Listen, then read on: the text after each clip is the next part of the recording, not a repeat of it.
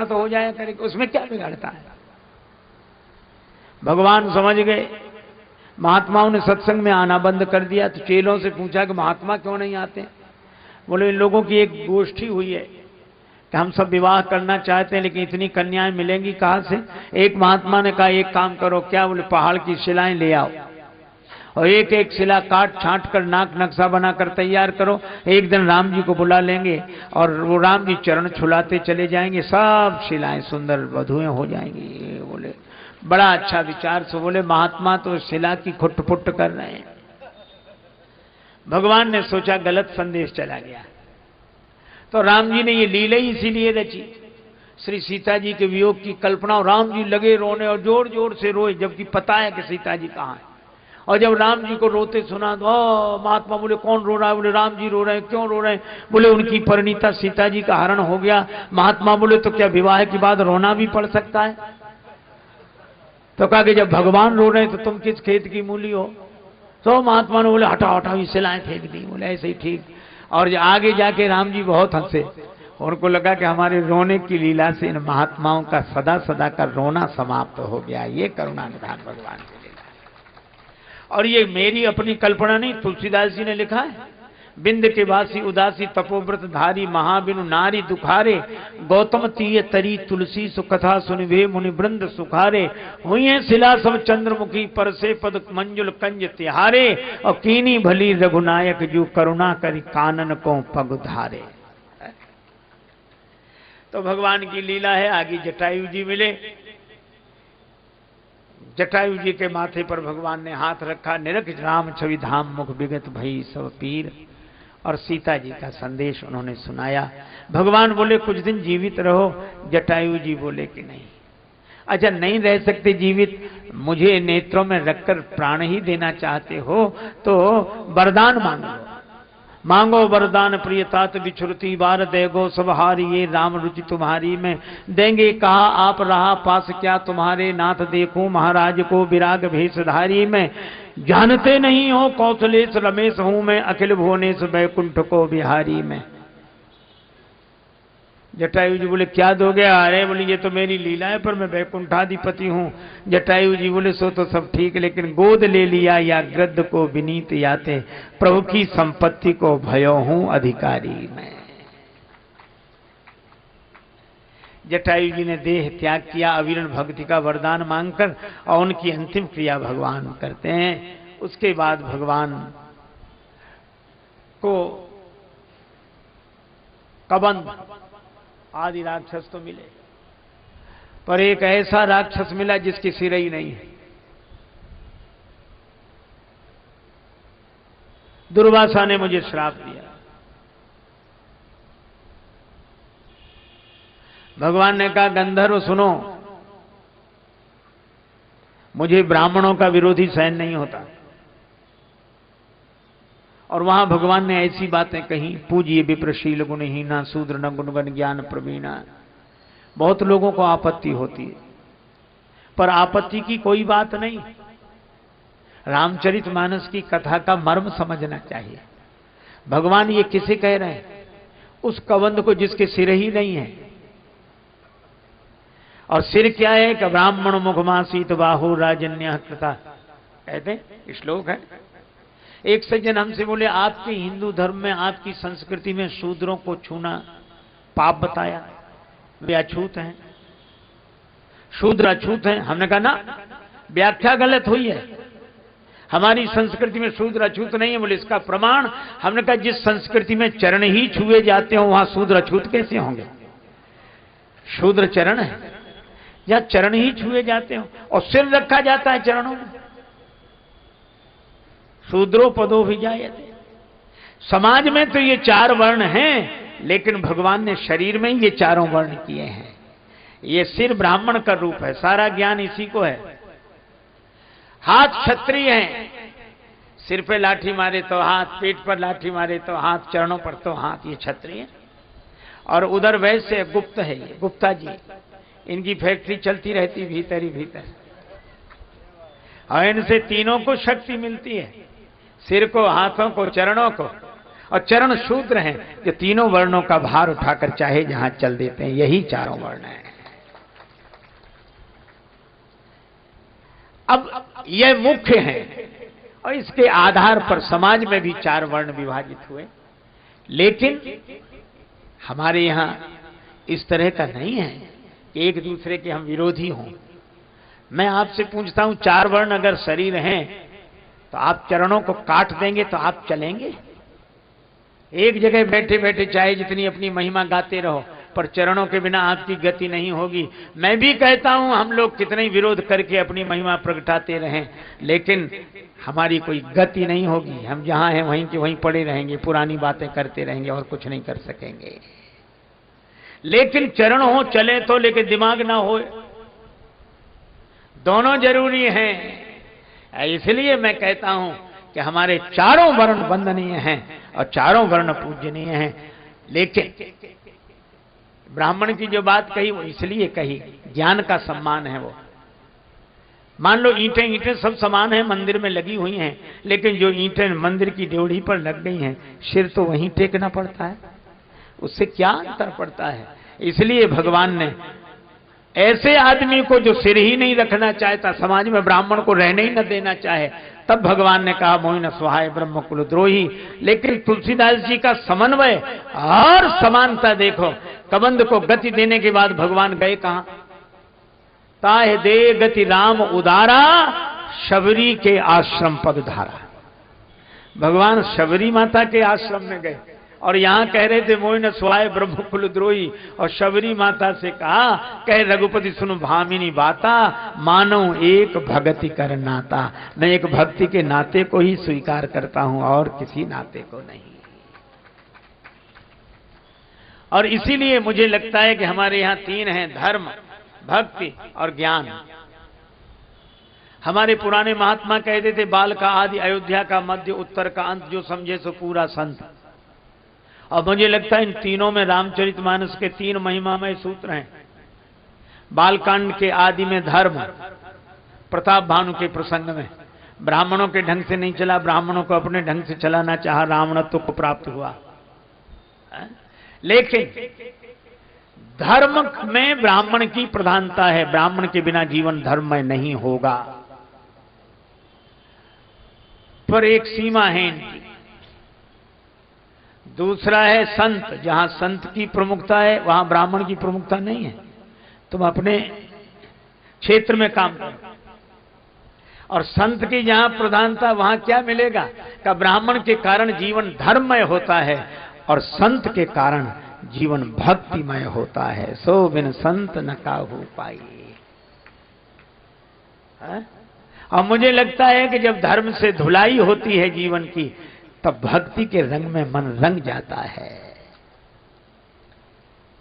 यहां संत की प्रधानता है, यहां नियम की नहीं प्रधानता कि ऐसे बैठो वैसे बैठो, ये आसन डालो उधर देखो ना। ये धर्म के क्षेत्र में। भक्ति के क्षेत्र में भगवान और मुझे लगता अनेक के बीच में कैसे रहो, इसके लिए धर्म का पाठ पढ़ो, और भक्त भगवान दो के बीच में हम कैसे रहें, इसलिए भक्ति का पाठ पढ़ो। लेकिन तीसरा है ज्ञान। वहां न संत की चलती है न ब्राह्मण की, वहां गुरु की, बिन गुरु होए की ज्ञान। इसलिए अयोध्या कांड के मध्य में भरत जी हैं संत, संत के कारण भक्ति मिली, भगवान मिले। और उत्तर कांड के अंत में कागभूषुंडी प्रसंग में गुरु की महिमा है, गुरु का अपमान किया। तो ये तीनों चीजें जीवन में हो जाएं, हम ये तो देखें कि हम बात किसकी कर रहे हैं, धर्म की कर रहे हैं कि भक्ति की कर रहे हैं कि ज्ञान की कर रहे हैं। भाई अलग अलग जिले की है, अलग अलग जिले के बड़े शहर का अलग अलग स्वरूप होगा। तो धर्म का अलग स्वरूप है, भक्ति का अलग स्वरूप है, ज्ञान का अलग स्वरूप है। लेकिन इन तीनों की जरूरत है, तीनों की आवश्यकता है।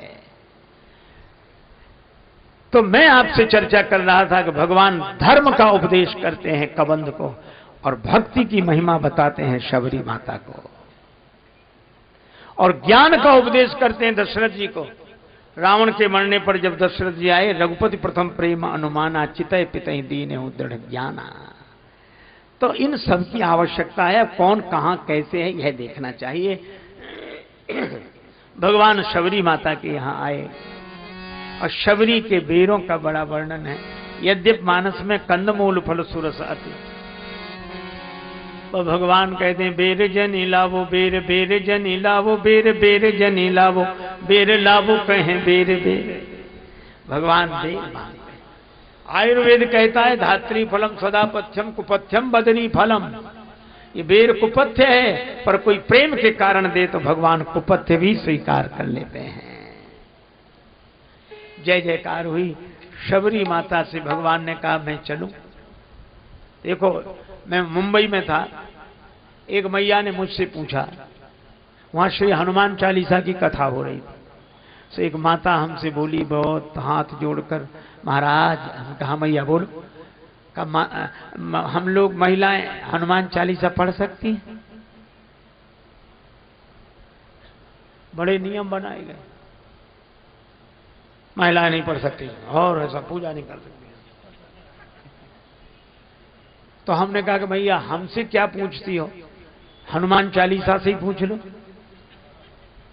बोले हनुमान चालीसा ने कहा है? हाँ कहा है। बोले क्या कहा है? हमने कहा हनुमान चालीसा में लिखा है जो यह पढ़े हनुमान चालीसा। तो जो का मतलब क्या है? पुरुष, ब्राह्मण। अरे महात्मा नहीं, जो यह पढ़े, जो पढ़े। वहां कहां नियम है? बोले हाँ ये तो ठीक है। हमने कहा कोई तुम्हें मना किया करे तो हनुमान चालीसा ही बता दिया करो कि ये लिखा है। तुलसीदास जी महाराज ने हनुमान चालीसा लिखा, उन्हें कोई आपत्ति नहीं है कि कौन पढ़े।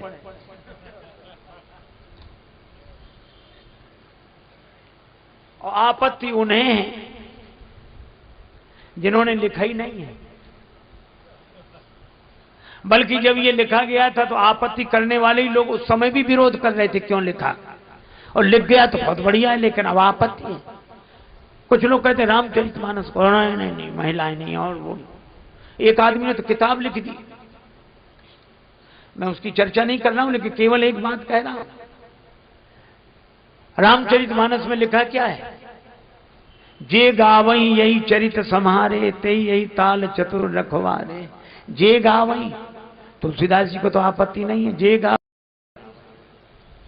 उन्हें जिन्होंने लिखा उन्हें आपत्ति नहीं, हमें आपत्ति है।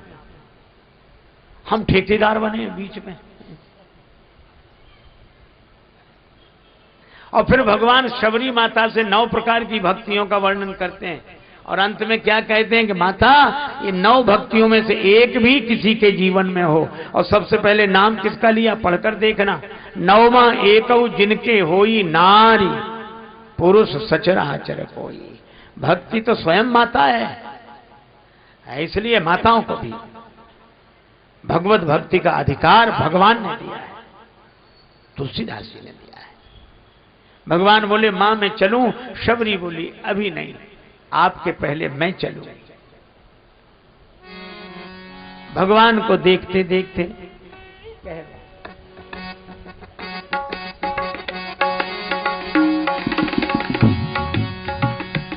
तजी जोग पावक दे, हरिपद लीन भई जहाँ नहीं फिरे।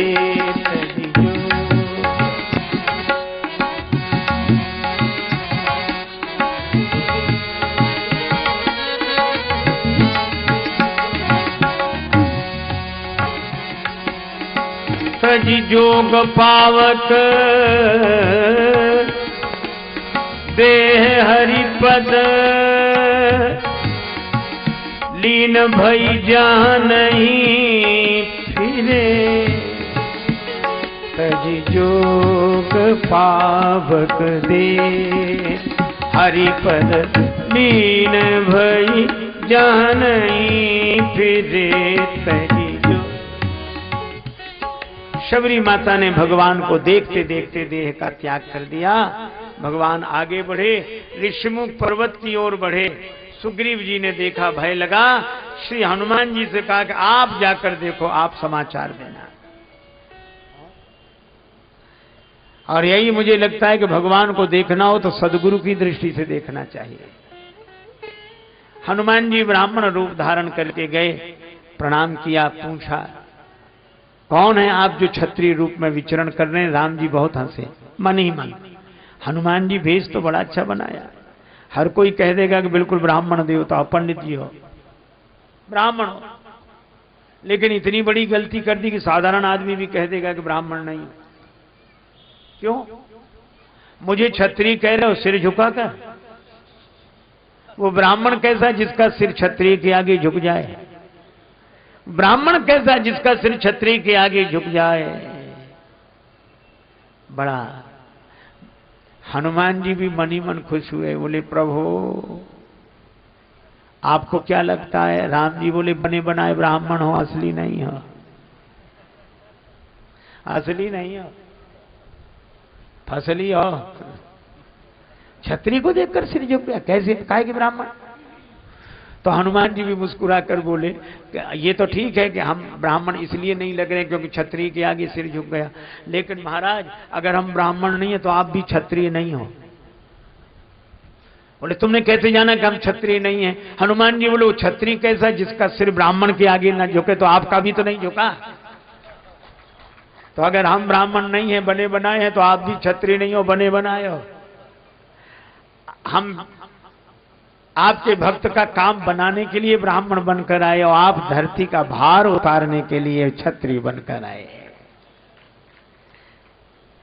भगवान ने अपने को छिपाया, हनुमान जी ने पहचान लिया।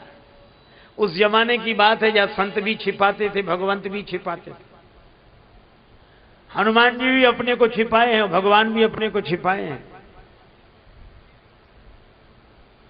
हनुमान जी ये स्वीकार नहीं कर रहे कि हम संत नहीं, हम नहीं, और भगवान भी छिपाए हैं। आनंद ही और था, तब अब जमाना बदल गया है, कोई बात नहीं, बदलता रहता है। पहले छिपाते थे, आजकल छपाते हैं, बस ज्यादा अंतर नहीं, थोड़ा मात्रा इधर की उधर हो गई। एक महात्मा से किसी ने कहा कि महाराज आप अपनी जीवनी बताओ, जीवनी लिखा। तो महात्मा बोले अभी से क्या लिखते हो जीवनी, याद किए रहो, फिर बोले जब डोली उठ जाए तब लिखना, जब चले जाएं तब लिखना, अभी तो नाव समुद्र में का जाने का होए। एक महात्मा जाते थे वृद्धा के यहां भिक्षा के लिए, जाकर बैठे, तब तक किसी की अंतिम यात्रा निकली।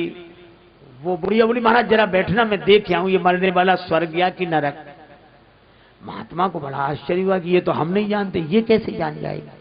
बोले भाई 1 मिनट पता लग जाएगा, अभी आता। या गई, महाराज स्वर्ग गया।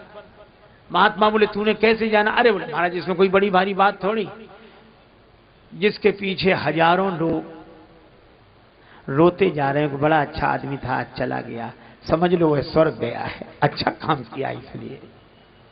और जिसके पीछे कई लोग जबरदस्ती भला मरा, सबको परेशान, अच्छा बढ़िया, तो यहां परेशान कर दो, नरक ही गया, ऐसा कहां स्वर्ग जाए।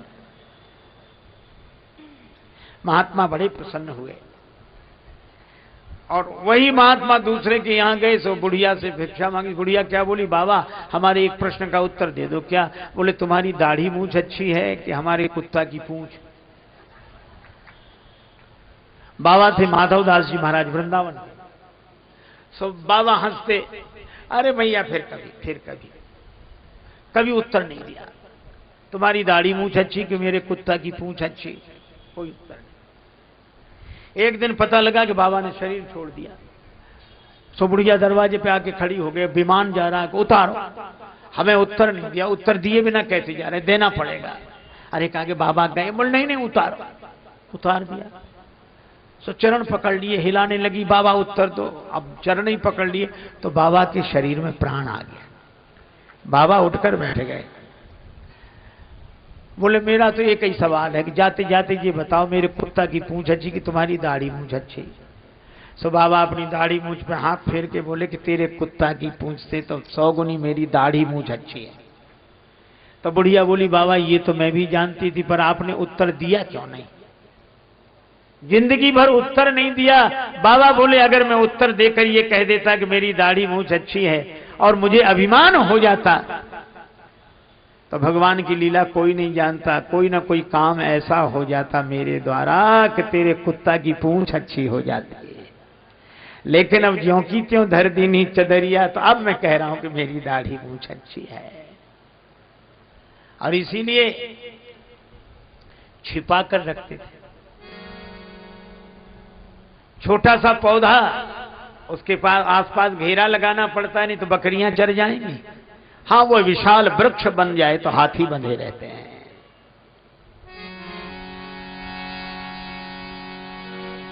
भगवान ने अपने को छिपाया, हनुमान जी ने चरण पकड़ लिए। कैसे पहचाना? बातचीत से नहीं, फिर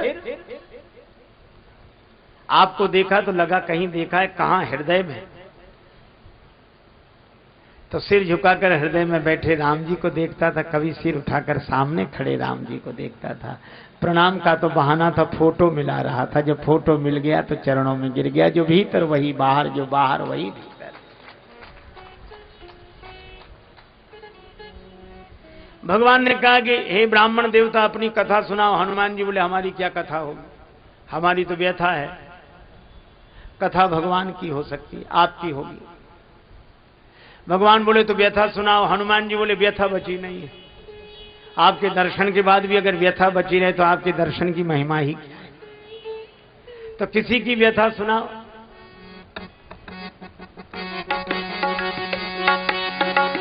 नाथ शैल पर कपिपति शैल पद कपिपति रहे।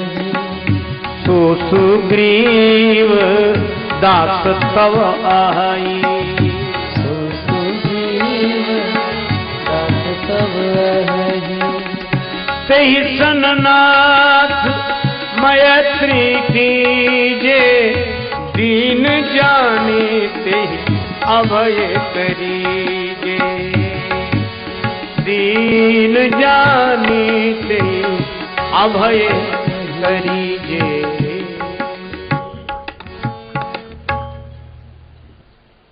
आपका दास है महाराज, पहाड़ पे रहने वाला सुग्रीव। भगवान बोले, दास ऐसे होते हैं, पहाड़ पे राजा बना बैठा रहे, किसी को भेजे कि बुला लाओ, हमारे स्वामी जी आ रहे हैं, उसे आना चाहिए। हनुमान जी बोले, वो दो तरह के मरीज होते हैं, एक को थोड़ा बहुत बुखार आया, चले गए वैद्य के पास, इलाज हो गया। और किसी को असाध्य मर्ज हो जाए तो डॉक्टर को खुद आना पड़ता है। सुग्रीव ऐसे वैसे मरीजों में नहीं, आपको ही चलना पड़ेगा।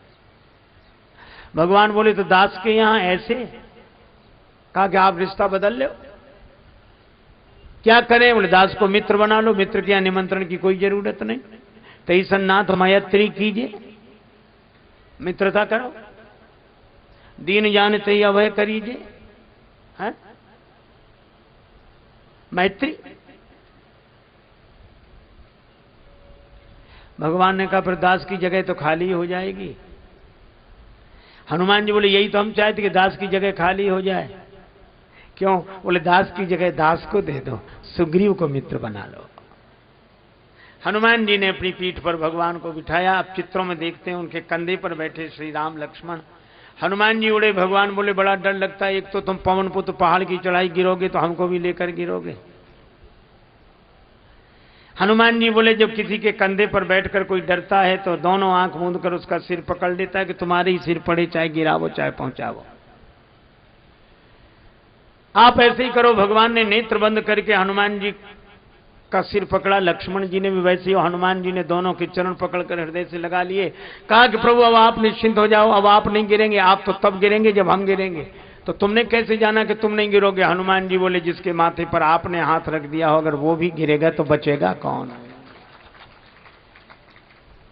हनुमान जी लेकर आए। तब सुग्रीव राम कहूं देखा, पावक साखी देय कर जोरी प्रीत दृढ़ाए। अग्नि को बीच में रखकर सुग्रीव जी की, राम जी की मित्रता कराई। लक्ष्मण जी ने कहा, सुग्रीव तुम लकड़ी की तरह, राम जी अग्नि की तरह लकड़ी समर्पण कर रही है, अग्नि लकड़ी को अपना रूप बना रही है। पर राम जी बोले, तीसरे को भूल गए। आग लकड़ी दोनों पवन के बिना नहीं मिल सकते। तो जैसे पवन के बिना आग लकड़ी नहीं मिल सकते, इसी तरह पवन कुमार के बिना सुग्रीव और राम जी नहीं मिल सकते। पर हनुमान जी बोले महाराज हम बीच में नहीं हैं। फिर कौन है बीच में? हनुमान जी बोले बीच में तो वो है जो पावक के बीच में है। पावक के बीच में कौन है? हनुमान जी बोले आपने ही कहा था जानकी माता से तुम पावक मां करो निवासा। तो पावक के बीच में जो जानकी माता है उनके कारण राम और सुग्रीव मिले हैं। जय जयकार हुई और हनुमान जी ने तो तुम उपकार सुग्रीव वही कीना राम मिलाय राजपद दीना। उपकार सुग्रीव वही कीना राम मिलाय राजपद दीना। सुग्रीव जी को राज्य दिलाने वाले हनुमान जी, सुग्रीव जी के कहने से जानकी माता को खोजने वाले हनुमान जी, और उन खोजने वालों में समुद्र किनारे सब ठहर गए पर समुद्र पार जाकर जानकी जी का पता लगाने वाले हनुमान जी। जय जय बजरंग बली श्री हनुमान जी। जय जय बजरंग बली श्री हनुमान जी। जय जय बजरंग बली हनुमान जी। जय जय बजरंग। योद्धा नहीं कोई और आपके समान जी। जय जय बजरंग बली श्री हनुमान जी। जय जय बजरंग बली श्री हनुमान जी। जय जय बजरंग।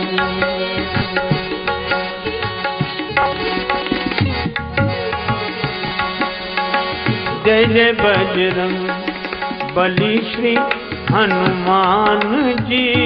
जय जय बजरंग।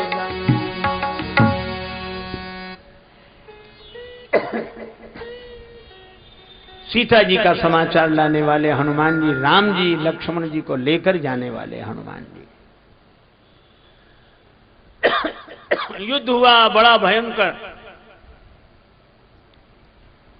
पर सारे युद्ध में महिमा हनुमान जी की। बंधता नहीं सागर पाहन से दल बानर भालू कहाँ लगी ढोते। सत जोजन सिंधु तरंग तरंगित जान के जान कोई नहीं खोते। रहते रघुवीर अधीर पुनि बनवासी बने सिय वियोग में रोते। गढ़लंक निशंक अजय रहता हनुमान हठी जो सहाय न होते। जय।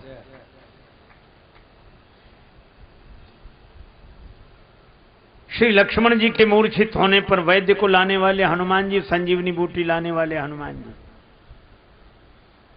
सदगुरु को लाने वाले हनुमान जी, औषधि को लाने वाले हनुमान जी। रास्ता भटक गए, जाना था लंका, पहुंच गए अयोध्या। एक सज्जन बोले हनुमान जी भी रास्ता भटक जाते हैं। हमने कहा हनुमान जी रास्ता भी भटकते हैं तो अयोध्या पहुंचते हैं। भरत जी ने बाण चला दिया, हनुमान जी राम राम कहकर गिरे। भरत जी ने बिना फल का बाण चलाया, मानो संकेत था कि बाण हमारे हाथ में, फल भगवान के हाथ में। हनुमान जी गिरे, राम राम कहकर भरत जी को लगा अपराध हो गया। प्रार्थना की, हनुमान जी की मूर्छा दूर हुई। भरत जी ने कहा मुझसे गलती हो गई थी, आप राम जी की सेवा में लगे थे, मैंने बाण मारकर आपको नीचे गिरा दिया। हनुमान जी बोले गलती तो मुझसे हो रही थी, अयोध्या में आकर भी ऊपर ऊपर से निकला जा रहा था, तो आपने बड़ी कृपा की जो बाण मार के नीचे गिरा दिया। मानो संकेत किया कि जिस धरती पर भगवान ऊपर से नीचे उतर कर आते हैं उस धरती पर तो नीचे उतर आओ। हनुमान जी आए। लक्ष्मण मूर्छा के प्रसंग में कई पंक्तियां ऐसी हैं जिनका अर्थ ही नहीं लगता, खींचतान करके अर्थ लगाना पड़ता है। बहुत लोग लगा, निज जन्नी के एक कुमारा, तो शत्रुघ्न जी सुमित्रा जी के अकेले पुत्र तो है नहीं, लेकिन लोगों ने अर्थ वो कौशल्या जी के लिए अपने लिए कह रहे हैं। और ये हमने कहा एक दो का लगा लोगे फिर। नारी हित प्रिय बंधु गमाई, मिले न जगत सहोदर भ्राता, सहोदर भाई हैं। कैसे कैसे अर्थ लगाओगे? अरे हमने कहा अर्थ लगाने की जरूरत नहीं है। क्यों नहीं है? आप इस प्रसंग के बाद में पढ़ो क्या लिखा है। प्रभु प्रलाप सुनि कान विकल भये बानर निकर। प्रलाप है, विलाप नहीं। दुख की दोनों अवस्थाएं हैं, पर विलाप तब जब आदमी को होश रहे कि मैं क्या कह रहा हूं, और प्रलाप तब जब दुख की इतनी अति हो जाए कि होश ही न रहे कि क्या कह रहा हूं। भगवान के दुख की वह दशा है कि विलाप नहीं, प्रभु प्रलाप सुनिकान, और प्रलाप तो अनर्गल होता ही है। विकल भये बानर निकर आए गए हनुमान, जिम करुणा महावीर रस। वैद्य ने उपाय किया, लक्ष्मण जी की मूर्छा दूर हुई, भगवान ने हृदय से लगाया। लक्ष्मण, मेघनाद ये बाण तो विभीषण जी पर मार रहा था, तुम क्यों आगे हो गए? विभीषण जी से तुम्हारे विचार नहीं मिलते? प्रभु आप ठीक कहते हैं, मुझे विभीषण जी से लेना देना नहीं था। फिर जब विभीषण शरण में आए थे तो आपने कहा था, जो सभी त आवा सरनाई, रखियों ताही प्राण की नाई। तो मुझे लगा कि विभीषण जी आपके प्राण की तरह, और मेघनाद ने जब बाण का प्रहार किया तो मुझे लगा कि भगवान के प्राण पर बाण का प्रहार हो रहा है, और आपके प्राण पर बाण का प्रहार हो, ये लक्ष्मण कैसे सहन कर सकता है, इसलिए मैं आ गया। भगवान ने हृदय से लगा लिया। फिर भगवान कुंभकर्ण को मारने गए। इसका अर्थ यह है कि काम मेघनाद है, काम तब मिटेगा जब ज्ञान के द्वारा देहाभिमान मिटे। देहाभिमान का कुंभकर्ण मिटा, तब लक्ष्मण जी के द्वारा मेघनाद मरा, और अंत में राम जी रावण का वध करते हैं। रावण ने जिंदगी भर राम नहीं कहा, मौका भी आया तो नहीं कहा। कौ तब सुन के बात बहोरी, लघु तापस कर बाग बिलासा, अंगद जिसका तौ प्रभु नारी विरय बलहीना, नाम नहीं लिया। शंकर जी भी सोचते थे कि अच्छा चेला मिला, मंत्र याद नहीं है इसे, लेकिन जिंदगी भर तो नहीं लिया। भगवान का अंतिम बाण लगा तो डोली भूमि गिरत 10 कंधर, और क्या बोला रावण? कहा राम रन हथों पचारी, राम कहा। शिव जी बोले कि चलो चेले ने दीक्षा सफल तो कर दी। हमारे यहां कहा गया है कि जीवन में अगर कोई कुछ न कर पाए, अंत में राम कह ले तो उसका उद्धार हो जाता है। कई लोग खिल्ली उड़ाते हैं इस बात की। क्या कहते मालूम? ये बेकार की बात है, मन को लुभाने की बातें हैं, कुछ नहीं होता ऐसा। जिंदगी भर पाप करो, अंत में राम कह लो तो कल्याण हो जाए ना। झूठी बातें, और जो झूठ नहीं कहते वो भी लिखा है। लेकिन चलो ठीक है भाई, इस नाम से ही किसी तरह आदमी लग जाता है कोई। लेकिन मैं आपसे कहता हूं कि मैं दावे के साथ प्रतिज्ञा पूर्वक कहता हूं, ये बात 100% से भी अधिक सत्य है। कैसे? बोले ये कैसे कहते हैं आपके एक बार राम कहने से कल्याण हो जाएगा? हमने कहा हम तुमसे पूछते हैं, जरा हमें एक बात बताओ। बोले क्या? हमने कहा विद्यार्थी साल भर ना पढ़े गैर हाजिर रहे, और अंत में परीक्षा देते समय बगल वाले की सही नकल करके लिख दे कॉपी में, तो पास माना जाएगा कि फेल? तो जब अंत में परीक्षा के दिन सही लिखने वाला पास हो जाता है, तो अगर अंत में सही नाम लेने वाला का उद्धार हो जाए तो कौन सा आश्चर्य है। इसलिए पर हमारी बुद्धि उल्टी, हम अर्थ ही अलग लगाते हैं। एक सज्जन हमसे बोले कि युधिष्ठिर जी को आप धर्मराज कहते हैं? हमने कहा वो धर्मराज हैं। अरे बोले काहे कि धर्मराज अच्छे आदमी भी नहीं है। हमने कहा क्यों? जुआ खेल गए, पत्नी को दांव पे लगा दिया, ये धर्मराज के लक्षण? धर्मात्मा भी नहीं, बेकार। हमने उनसे कहा एक बात बताओ, कोई विद्यार्थी परीक्षा दे रहा हो, 100 नंबर का पर्चा हो, और उसमें उसके 75 नंबर आ जाए, 25 ना आए, तो पास माना जाएगा कि फेल? बोले पास माना जाएगा। हमने क्यों? 25 तो नहीं आए। अरे बोले नहीं, अधिक तो है उसके, 75 बहुत है, अच्छे नंबरों से पास है। तो हमने कहा कि इसी तरह युधिष्ठिर जी धर्मराज हैं। बोले कैसे? हमने कहा जो जुआ खेल गए, जो तुम्हें बात ठीक नहीं, उतने नंबर काट लो, उतने नंबर काट के देखो जिंदगी कैसी है। बड़े बड़े महापुरुषों में भी दोष देखते हो, एक दोष पे वो विश्वामित्र ऐसे, वो ऐसे, वो उनके द्वारा ऐसे हो गया, वो इनके। अरे वो इन महापुरुषों की कृपा है कि अपनी जीवनी को प्रकट करके लिखा, और आप हल्दी की गांठ पे पंसारी की दुकान खोलते एक जरा सी गलती पे 1,00,000 वर्ष की तपस्या भूल जाओगे विश्वामित्र जी के। भगवान ने उन्हें गुरु बनाया है। इसी तरह ऐसा नहीं कि हमारे ग्रंथों में ऐसे ही सब लिखा है, नहीं, एक बार भी नाम ले ले उसका उद्धार हो जाता है। रावण का हुआ उद्धार। रावण से पूछा कि जिंदगी में काहे को नहीं लिया? रावण बोला गलत आदतें थी, क्या नाम लेते, स्वभाव बदल नहीं सकता था। राम का नाम ले गलत काम करें तो हमने का नाम ही नहीं लेते। लेकिन अब गलत काम करने की नहीं रही, अब राम कहकर जा रहा हूं पार। रावण का उद्धार हुआ। भगवान श्री जानकी जी को बुलाते हैं। विभीषण जी का राज्य तिलक होता है। मंदोदरी आई, डोली में बैठकर बड़ी बातें सोच रही है, पता नहीं मेरे साथ राम जी क्या व्यवहार करेंगे। लेकिन राम जी ने देखा डोली आ रही, विभीषण जी से कहा कौन का? मंदोदरी। भगवान राम उठकर खड़े हुए। मंदोदरी ने डोली का पर्दा हटाया। राम जी खड़े थे, हाथ जोड़कर प्रणाम किया। मैं माता मंदोदरी को प्रणाम करता हूं।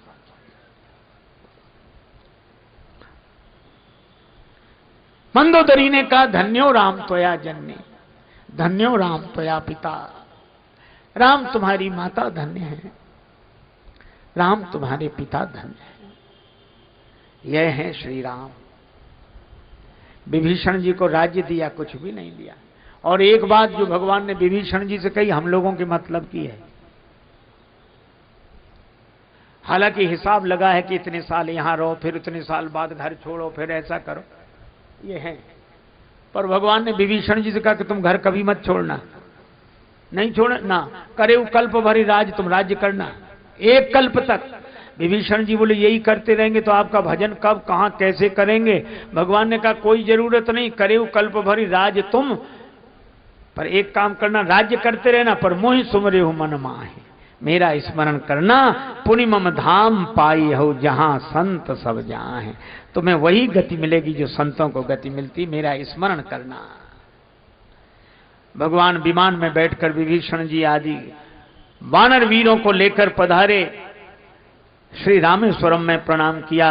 संत महात्माओं के आश्रम में होते हुए विमान गंगा किनारे आया।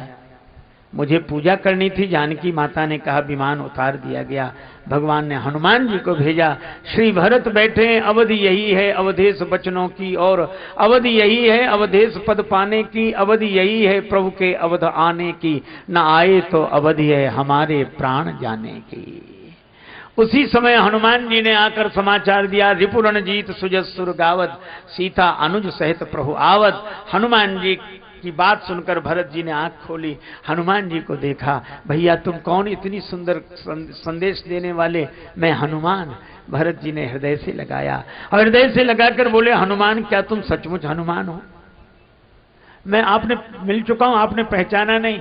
नहीं नहीं, मेरे नेत्र कहते हैं कि तुम हनुमान हो, पर जब तुम्हें हृदय से लगाता हूं तो ऐसा लगता है जैसे राम जी मुझे मिल गए हों। मिले आज मोहे राम प्रीति। तुम्हारे मिलने से राम जी के मिलने का भान होता है। क्यों ना हो जास हृदय आगार बसई राम सरचाप धर। भगवान ने सोचा विमान में बैठकर बाद में चलेंगे, पहले हनुमान में बैठकर चलें, भरत से मिलन हो जाए। अयोध्या में पूरी तैयारी, माता सगुन मना रही है। भरत जी सहित कुछ लोगों ने समाचार दिया। अयोध्या के लोग उमड़कर बाहर आ गए। आकाश की ओर देख रहे हैं। 14 दिन बाद पूर्णिमा का चंद्र आता है। आज 14 वर्ष बाद अयोध्या के चंद्र श्री रामचंद्र पधार रहे हैं। सब लोग ऊपर देख रहे हैं। विमान से भगवान ने देखा। बड़ी भीड़ देखकर श्री सीता जी से कहा कितने वेश बनाएं कि सबसे मिलना हो जाए। जानकी माता बोली आप तो अमित वेश बनाओ। भगवान अमित वेश बनाते हैं और सबसे मिलना हो गया। उसके बाद भगवान उतरे, गुरुदेव के चरणों में प्रणाम किया, ब्राह्मणों के चरणों में प्रणाम किया, माताओं के चरणों में प्रणाम किया। तब तक उन्हें लगा कि उनका चरण किसी ने पकड़ लिया है। किसने? भरत ने। भरत को देखकर राम रो पड़े। राम जी ने कहा उठ भाई, तुलसका न तुझसे राम खड़ा है, तेरा पलड़ा बड़ा भूमि पर आज पड़ा है। मैं बन जाकर हंसा किंतु घर आकर रोया, और खोकर रोते लोग भरत में पाकर रोया। लोग माला पहनाना चाहते थे, नहीं पहना सके। स्वागत में कैसे पुष्पमाल पहिरावे, हम जानहु न पावे को राम को भरत हैं। राम जी मिले, कैकेयी माता के पास गए, ताहि प्रबोधि बहुत सुख दीन्हा। लोग गए गुरु जी के पास कि राम जी को आज ही सिंहासन पर बिठा। बोले आज क्या थके मांदे आए, कल बिठा देंगे। बोले कल नहीं। क्यों? बोले पहले भी यही गड़बड़ी हुई थी, ये रात तो बीच में आनी नहीं चाहिए। ठीक है, तैयारी करो। भाइयों ने कहा प्रभु आपको स्नान करा दे। राम जी बोले मुझे नहीं, पहले मेरे सखाओं को स्नान कराओ। अरे राम राज्य का यही स्वरूप होना चाहिए। क्यों? बोले सुख सुविधा नीचे सबसे निम्न वर्ग से चले, फिर ऊपर तक जाए। ऐसा न हो कि ऊपर से चले नीचे तक आ ही ना पाए।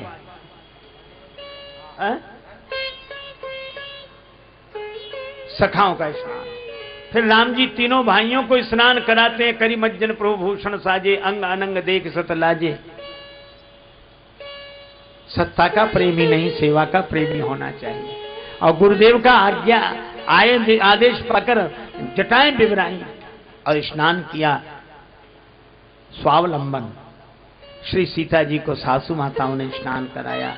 करी मज्जन प्रभु भूषण साजे, अंग अनंग देख सत लाजे। भगवान सिंहासनासीन हुए। श्री वशिष्ठ जी ने तिलक किया, ब्राह्मणों ने को आदेश दिया, उन्होंने तिलक किया, जय जयकार हुई। लेकिन मैं कहता हूं कि राम जी जैसा चरित्र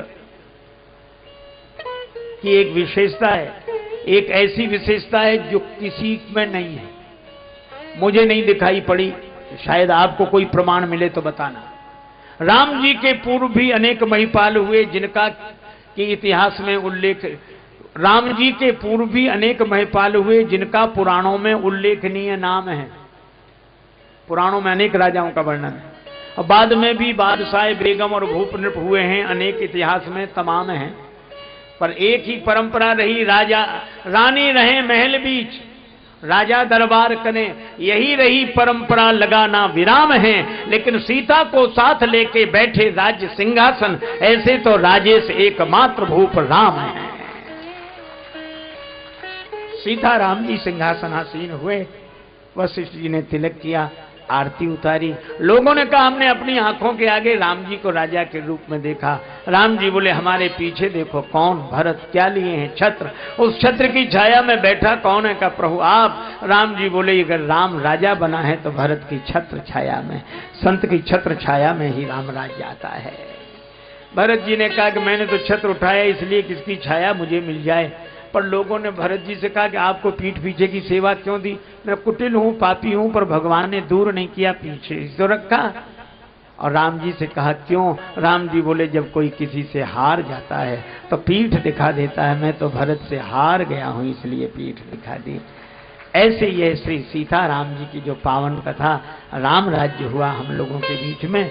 अब हमारे श्री भैरूलाल जी आपको कुछ सूचनाएं देना चाहते हैं, वो सूचनाएं सुनो। उसके बाद भगवान नाम संकीर्तन के साथ वाणी को विराम दिया जाएगा। और आप सभी के प्रति, ऊपर नीचे बैठे हुए सब के प्रति, संत महापुरुषों के प्रति भगवत भाव से सादर प्रणाम। सिय राम मैं सब जग जानी, करो प्रणाम जोर जुग पाने।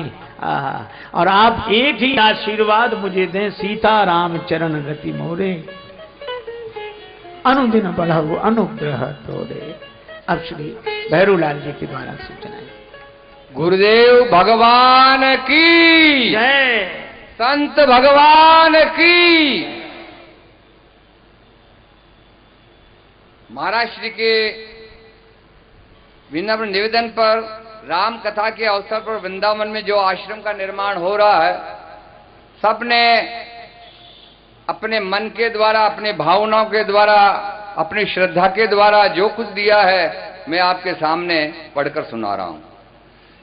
21,000 रुपए श्री सुभाष चंद्र जी व्यास द्वारा, 21,000 रुपए श्री योगेश चंद्र जी शर्मा सन ऑफ श्री लक्ष्मीनारायण जी शर्मा भोपालगंज द्वारा, 11,000 रुपए द्वारका प्रसाद जी पांडे सुभाष नगर द्वारा, 11,000 रुपए श्री थान सिंह जी भंडारी आर के कॉलोनी द्वारा, 11,000 रुपए श्री किशोर कुमार जी सोमाणी बापू नगर द्वारा, 11,000 रुपए जमुना प्रसाद जी रजनीश जी इंदौर व्यास इंदौर द्वारा, और 11,000 रुपए जगदीश चंद्र जी जोशी गंगापुर वाले शास्त्री नगर जो पहले यजमान रह चुके हैं उनके द्वारा, 11,000 रुपए पूरन चंद जी लवानिया श्री जेके लवानिया आरसी व्यास कॉलोनी द्वारा 11,000 रुपए साकेत रामायण मंडल भीलवाड़ा श्री नवलजी भारद्वाज द्वारा 11,000 रुपए श्री ओपी सेन साहब आर के कॉलोनी द्वारा 5,250 रुपए श्री सावरमल जी शर्मा बालाजी मंदिर बालाजी मार्केट द्वारा 1,100 रुपए श्री यूएस जी व्यास सुभाष नगर द्वारा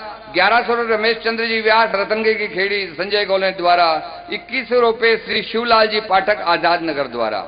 इसी क्रम में 1,100 रुपए राम भक्त कोदू कोटा द्वारा 2,100 रुपए श्री राधेश्याम जी दाधीच आजाद नगर द्वारा 51,000 रुपए कवि श्री योगेंद्र जी शर्मा टेक्सटाइल वर्ल्ड द्वारा। माननीय मैं महाश्री से प्रार्थना करूंगा उन्हें अपने पास बुलाकर आपका आशीर्वाद प्रदान करें और माल्यार्पण करें। हमारे लिए गौरव की बात है। आप आश्चर्यजनक बात देखो, उन्होंने मुझे पूछा कितने रुपए हुए, मैंने कहा जी 1.5 लाख हुए। क्या 2 लाख नहीं हुए? मैंने कहा नहीं हुए अभी तक। जिस समय सुबह बात चल रही थी तो उनके भाव उद्गार हुए, आप 51,000 रुपये मेरे लिख दो, 2 लाख तो पूरे करो। ये उनके भाव हैं, बहुत बड़ी बात है। डॉक्टर सोहनलाल जी की स्मृति में संदीप दीपक पुरोहित द्वारा 1,100 रुपए श्री लक्ष्मीनारायण जी जेतलिया आरसी व्यास द्वारा 2,100 रुपए श्रीमती मधु त्रिपाठी आरसी व्यास द्वारा एक लिफाफा गिरजाकांत जी शर्मा शास्त्रीनगर द्वारा दिया गया, वो गुप्त है। 1,100 रुपए संदीप जी दीपक जी पुरोहित द्वारा 2,100 रुपए श्रीमती कमलाबाई श्री भंवरलाल जी डिकेन नीमच द्वारा 1,100 रुपए श्री देवकी नंदन जी शर्मा तिलक नगर द्वारा और अंत में 21,000 रुपए 4 बजा नाथ के नाम से भाई साहब ने दिए हैं। वो कहे मेरा नाम गुप्त रखना उनकी महानता है, बहुत बड़ी बात है कि देखकर भी आप अनाम रहना चाहते हैं, बहुत बड़ी महानता है। इसी प्रकार से 1,100 रुपए श्री बिठल दत्त जी शर्मा दुर्गेश जी शर्मा देवली वाले द्वारा इस प्रकार की सेवाएं हुई है और कुछ राशि अभी तक चल रही है। मुझे ऐसा लगता है करीब 2,35,000 रुपए तो हो गए और गाड़ी आगे बढ़ने वाली है। धन्यवाद बाबू। कहीं आपको सुनना श्री शिवरतन जी महेश्वरी द्वारा 1,100 रुपए भेंट हुए हैं। अभी लोगों की भावना बन रही है, मैं जान रहा हूं कि अभी तो और ये थैले में पैसा आने वाला है। आपका भी साधुवाद। और जिन्होंने इतनी बड़ी सेवा की है महाराज के इस निर्माण में, मैं उनसे भगवान से प्रार्थना करता हूं श्री राम सरकार से कि आपके घर में हमेशा सुख शांति बनी रहे।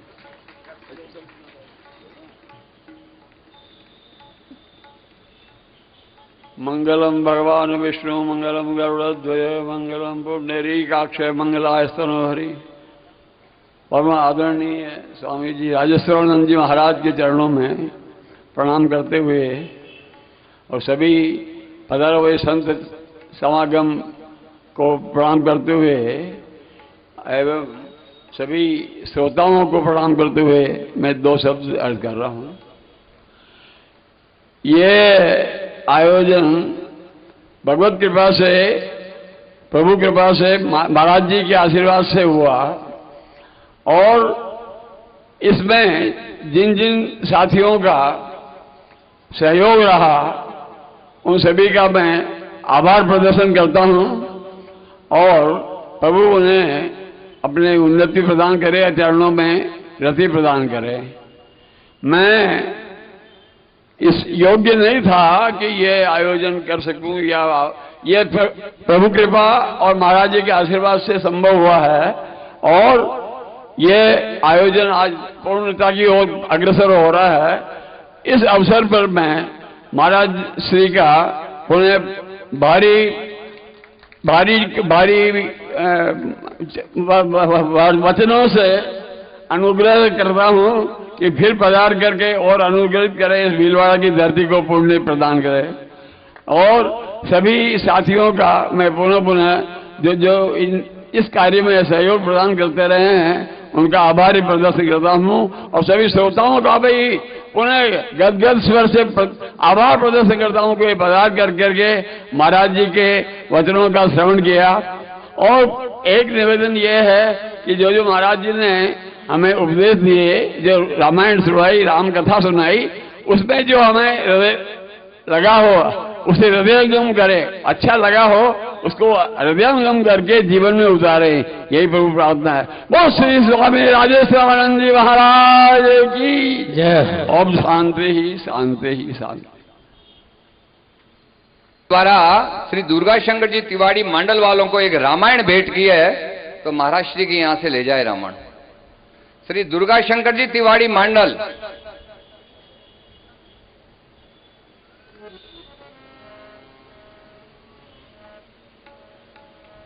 जरा जल्दी पधारें, समय का ध्यान रखें ना।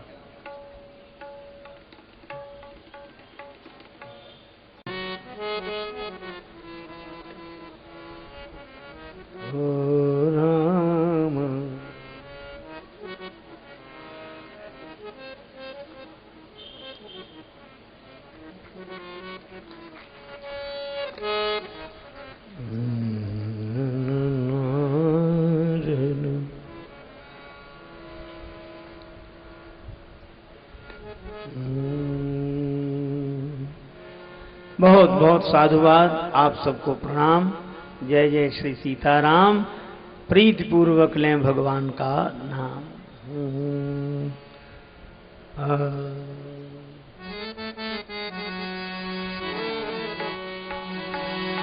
हरे राम राम राम सीताराम राम, हरे राम राम राम सीताराम राम, हरे राम राम राम सीताराम राम राम, हरे राम राम राम सीताराम राम, हरे राम राम राम सीताराम राम राम, हरे राम राम राम सीता राम राम राम, हे राम राम राम सीताराम राम राम, हरे राम राम राम सीताराम राम राम, हरे राम राम राम सीताराम राम राम, हरे राम राम राम सीताराम राम राम, हरे राम राम राम सीताराम राम राम, हरे राम राम राम सीताराम राम राम, हरे राम राम राम सीताराम राम राम, हरे राम राम राम सीताराम राम राम, हरे राम राम राम सीताराम राम राम, हरे राम राम राम सीताराम राम राम, सीताराम राम राम, सीताराम राम राम, सीताराम राम राम, राम राम, राम राम, राम राम राम राम। श्री सीताराम जी महाराज की जय हो। सिय सिय सुमिरत राम जू, सिय सुमिरत श्री राम, जुगल नाम राजेश जपि भगत लहें विश्राम। श्री हनुमान जी महाराज की जय। आप कुछ सुने श्री भैरूलाल जी बोल। प्रसन्नता की बात मैं ये बता रहा हूँ कि जो नाम मैंने लिए वो तो है ही है, पर की दयामयी जनक दुलारी की, सिंहासन सोहे युगल सरकार, सिंहासन सोहे युगल सरकार, परस पर हंसिए हरत हर बार, परस पर हंसिए हरत हर बार, मधुर कुछ बोल लेत मन डोल, ललित छवि प्रीतम प्यारी की, दयामयी जनक दुलारी की, आरती अवध बिहारी की, दयामयी जनक दुलारी की। पलोटत पाए अंजनी लाल, पलोटत पाय अंजनी लाल, निरखि पद पंकज होत निहाल, निरखि पद पंकज होत निहाल, कहत रघुराई धन्य सेवकाई, पवन सुत गिरिवरधारी की,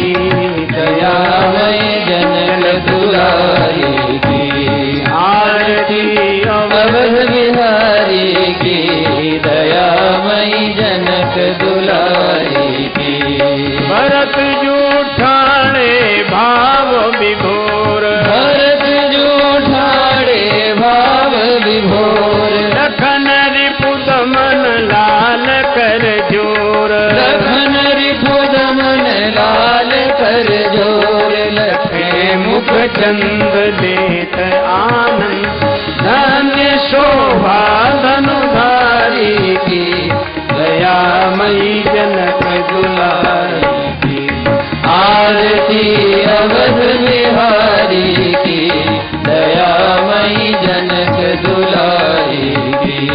आरती जो कोई जन गावे, आरती जो कोई जन गावे, प्रभु पद प्रेम अवश्य पावे, प्रभु पद प्रेम अवश्य पावे।